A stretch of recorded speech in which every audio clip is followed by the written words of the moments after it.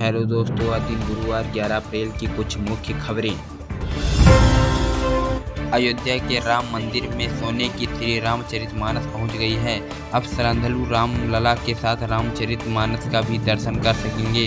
रामलला की मूर्ति से 15 फीट की दूरी पर एक पत्थर के आसन पर रखा गया है।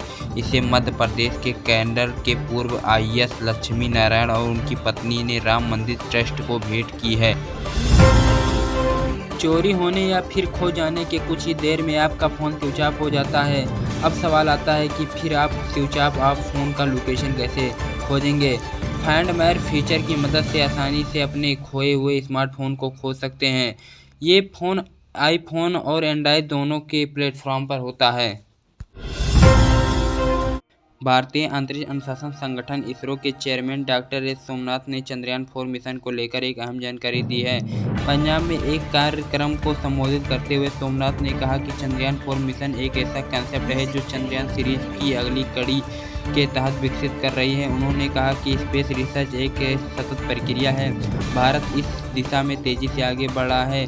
उन्होंने कहा कि प्रधानमंत्री मोदी ने सन 2040 तक में चंद्रमा पर उतरने का लक्ष्य रखा है, जिस पर इसरो लगातार काम कर रही है। हमारे प्रधानमंत्री ने ऐलान किया था कि सन 2040 में एक भारतीय चंद्रमा की सतह पर उतरेगा। भारत में पिछले वित्त वर्ष में एप्पल के आईफोन उत्पादन दोगुना करके $14 बिलियन का हो गया था। रिपोर्ट के आधार पर कि एप्पल आईफोन बनाने के लिए चीन पर अब आश्रित नहीं रहेगा। रिपोर्ट के मुताबिक एप्पल अब अपने प्रमुख उपकरणों को 14% भारत में उत्पादन करेगा।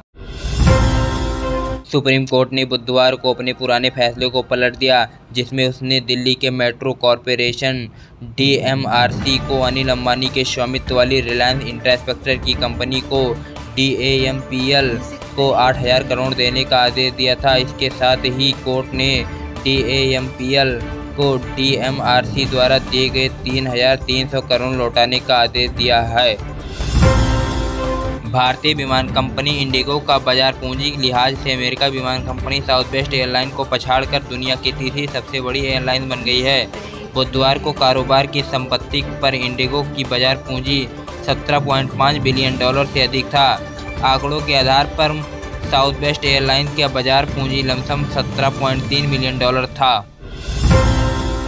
अखिल भारत हिंदू महासभा ने किन्नर महामंडलेश्वर हिमांगी सखी को प्रधानमंत्री नरेंद्र मोदी के खिलाफ वाराणसी लोकसभा सीट से अपना उम्मीदवार बनाया है।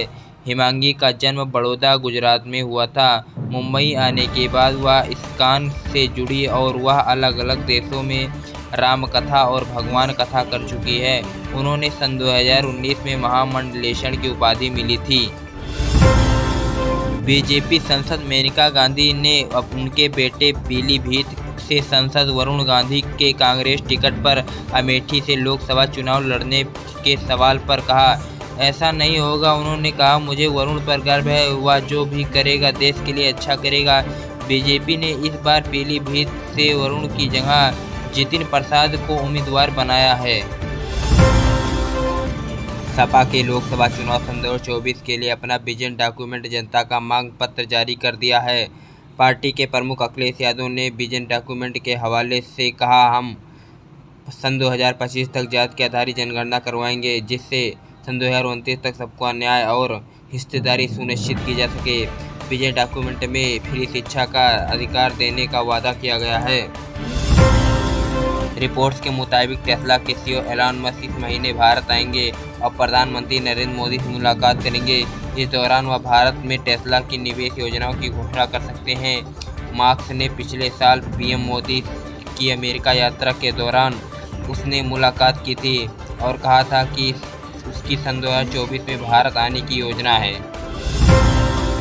उत्तर प्रदेश पुलिस की भर्ती परीक्षा का पेपर लीक कराने वाले गैंग का एक प्रमुख आरोपी रवि यात्री को नोएडा से गिरफ्तार किया गया। रिपोर्ट्स के आधार पर आरोपी पहले भी कई परीक्षा को लीक करवा चुका है और उसने 5 वर्षों तक NIIT की तैयारी की थी। पेपर लीक के बाद परीक्षा रद्द कर दी गई थी। दिल्ली में सोने की कीमत 160 रुपये बढ़कर 72,000 रुपये प्रति 10 ग्राम से उच्च स्तर पर पहुंच गई है। मंगलवार को ये रिकॉर्ड 71,840 रुपये 10 ग्राम पर बंद हुआ था। सोने के अलावा चांदी की कीमत 200 रुपये में तेजी के साथ 8,470 रुपये प्रति किलोग्राम की नई रिकॉर्ड की ऊंचाई पर पहुंच गई है।